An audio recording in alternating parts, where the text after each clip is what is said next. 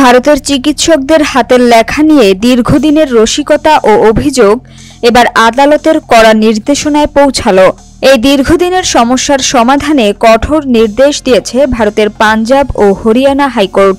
আদালত স্পষ্ট জানিয়েছেন, পাঠযোগ্য প্রেসক্রিপশন পাওয়া একজন রোগীর মৌলিক অধিকার, কারণ এই অস্পষ্ট লেখা অনেক সময় জীবন মৃত্যুর পার্থক্য গড়ে দিতে পারে।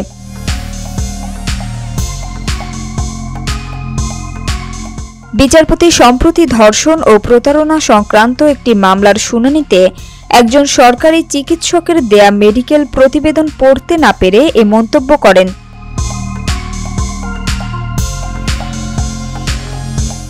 আদালত সরকারকে নির্দেশ দিয়েছে মেডিকেল কলেজের পাঠ্যসূচিতে হাতের লেখার ক্লাস অন্তর্ভুক্ত করতে এবং 2 বছরের মধ্যে ডিজিটাল ব্যবস্থাপত্র চালু করতে। ততদিন পর্যন্ত চিকিৎসকদের বড় হাতের অক্ষরে প্রেসক্রিপশন লিখতে হবে।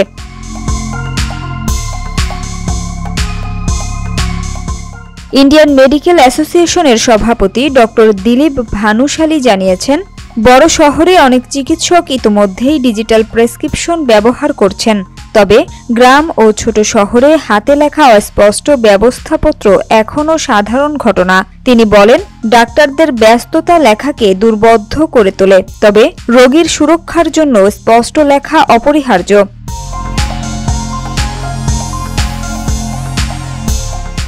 বিশ্বজুড়ে গবেষণায় দেখা গেছে, অস্পষ্ট প্রেসক্রিপশনের কারণে ভুল ঔষধ সেবন হয়ে গুরুতর ক্ষতি বা মৃত্যুও ঘটতে পারে। যুক্তরাষ্ট্রে প্রতি বছর অন্তত 7,000 মানুষের মৃত্যু হয় শুধু চিকিৎসকদের দুর্বোধ্য হাতের লেখা থেকে সৃষ্ট ভুলের কারণে।